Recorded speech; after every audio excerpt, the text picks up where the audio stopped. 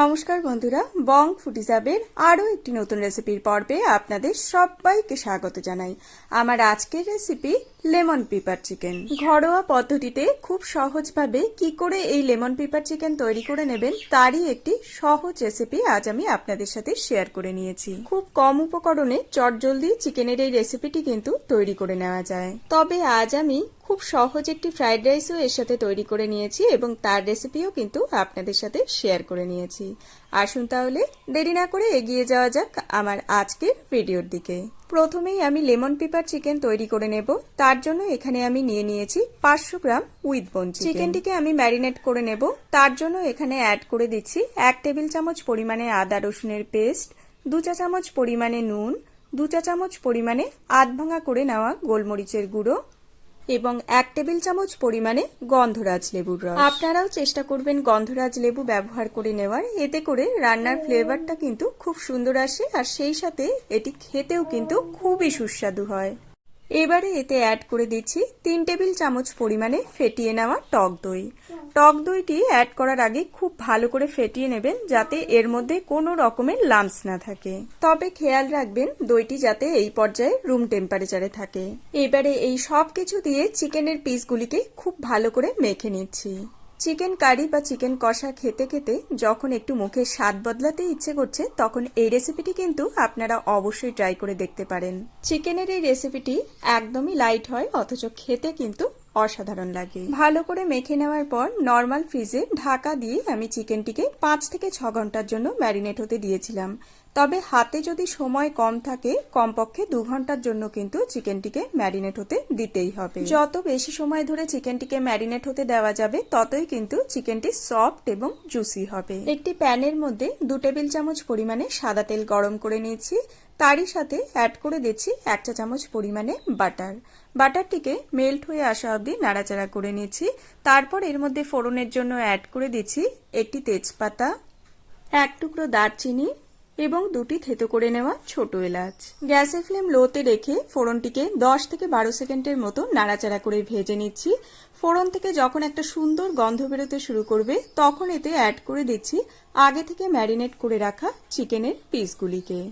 আপনারা যারা আমার এই ভিডিও দেখছেন তারা কোন দেশ থেকে দেখছেন বা কোন রাজ্য থেকে দেখছেন আমাকে কমেন্ট বক্সে অবশ্যই কমেন্ট করে জানাবেন। গ্যাসের ফ্লেম হাইতে রেখে চিকেনের পিসগুলিকে উল্টে পাল্টে হালকা লাল করে ভেজে নিচ্ছি। লো ফ্লেমে চিকেনের পিসগুলিকে ভাজবেন না, না হলে এর থেকে জল ছেড়ে আসতে শুরু করবে আর চিকেনটি কিন্তু ভালো করে একদমই ভাজা যাবে না। চিকেনের পিসগুলি যখন দেখবেন এরকম এক পাশে হালকা লাল হয়ে এসেছে তখন অপর পাশে উল্টে দিয়ে অপর পাশেও হালকা লাল করে ভেজে নিতে হবে।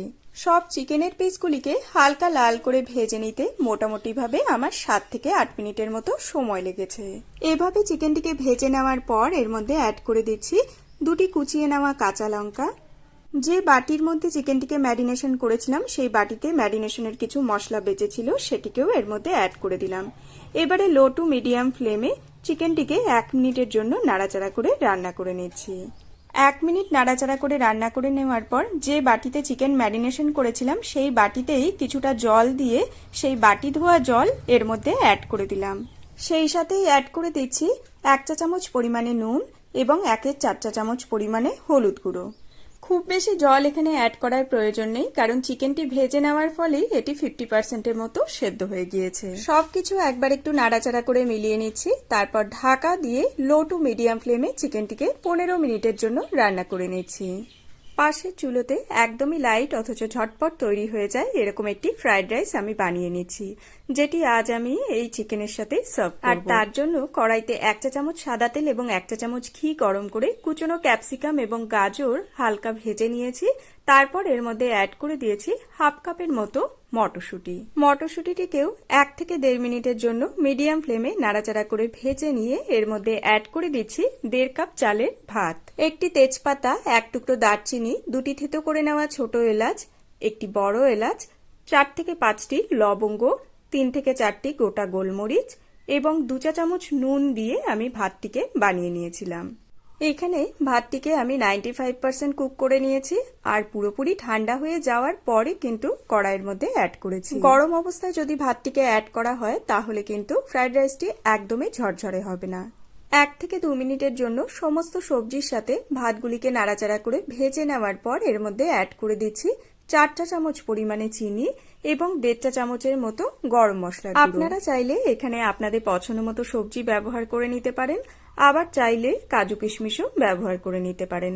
তবে আমি কিন্তু আজ এখানে কোনো রকমের কাজু বা কিশমিশ ব্যবহার করিনি। ব্যাস এবারে লো ফ্লেমে 3 থেকে 4 মিনিটের মতো চিনি মেল্ট হয়ে আসা অবধি নাড়াচাড়া করে রান্না করে নিচ্ছি।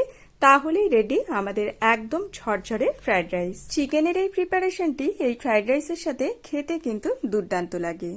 এছাড়াও আপনারা চাইলে যে কোনো ধরনের পোলাও, জিরা রাইস, রুটি, পরোটা ইত্যাদির সাথে এই লেমন পেপার চিকেন সার্ভ করতে পারেন।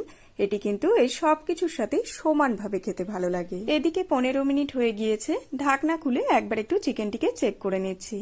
আপনারা নিশ্চয়ই দেখতে পাচ্ছেন হাড় থেকে মাংস ছেড়ে এসেছে, তার মানেই কিন্তু চিকেনটি খুব সুন্দরভাবে সেদ্ধ হয়ে গিয়েছে। হালকা হাতে একবার একটু চিকেনটিকে নাড়াচাড়া করে নিচ্ছি। তারপর টক, ঝাল, নুন সবকিছুকে ব্যালেন্সে আনার জন্য এর মধ্যে অ্যাড করে দিচ্ছি 2 চা চামচ পরিমাণে চিনি। একই সাথে অ্যাড করছি 1 চা চামচ পরিমাণে গোলমরিচের গুঁড়ো এবং 4টি গন্ধরাজ লেবু স্লাইস। গন্ধরাজ লেবু স্লাইস অ্যাড করার ফলে চিকেনের মধ্যে যেমন একটা খুব সুন্দর ফ্লেভার পাওয়া যায়, সেই সাথে চিকেনটি খেতেও কিন্তু খুবই রিফ্রেশিং লাগে। তাই এটি একদমই আপনারা স্কিপ করবেন না। ব্যাস এবারে হালকা হাতে একবার একটু নাড়াচাড়া করে সবকিছু একটু মিলিয়ে নিচ্ছি। তারপর ঢাকা দিয়ে 2 মিনিটের জন্য লো ফ্লেমে এভাবেই রান্না করে নিচ্ছি। চিকেনের এই প্রিপারেশনটি খেতে যে কতটা রিফ্রেশিং লাগে তা আপনারা ঘরে একবার ট্রাই করলেই বুঝে যাবেন। ঢাকা দিয়ে 2 মিনিট কুক করে নেওয়ার পর আমাদের লেমন পেপার চিকেন কিন্তু পরিবেশনের জন্য একদম রেডি। এবার আমি গ্যাসের ফ্লেম বন্ধ করে দিচ্ছি এবং ফ্রাইড রাইসের সাথে গরম গরম লেমন পেপার চিকেন সার্ভ করব। তাহলে বন্ধুরা দেখলেনই তো কত সহজে, খুব কম উপকরণে এবং খুব কম সময়ে এই চিকেনটি ঘরে তৈরি করে নেওয়া যায়। আমার আজকের এই রেসিপি যদি আপনাদের ভালো লেগে থাকে, ভিডিওটিতে একটি লাইক দিয়ে আমাকে উৎসাহিত করবেন এবং কমেন্ট করে জানাবেন কেমন লাগলো। চ্যানেলে নতুন বন্ধু হয়ে থাকলে সেই সাথে চ্যানেলটিকে সাবস্ক্রাইব করে পাশে থাকা বেল আইকনটি প্রেস করে আমার পাশে থাকার একান্ত অনুরোধ রইল। যদি আপনারা ফেসবুক পেজ থেকে এই ভিডিওটি দেখে থাকেন তাহলে পেজটিকে ফলো করার একান্ত অনুরোধ রইল। আজকের মতো তাহলে এই পর্যন্তই বন্ধুরা, দেখা হবে অন্য একটি নতুন ভিডিওর সাথে অন্য আরেকদিন। সবাই খুব খুব ভালো থাকবেন, সুস্থ থাকবেন। ধন্যবাদ।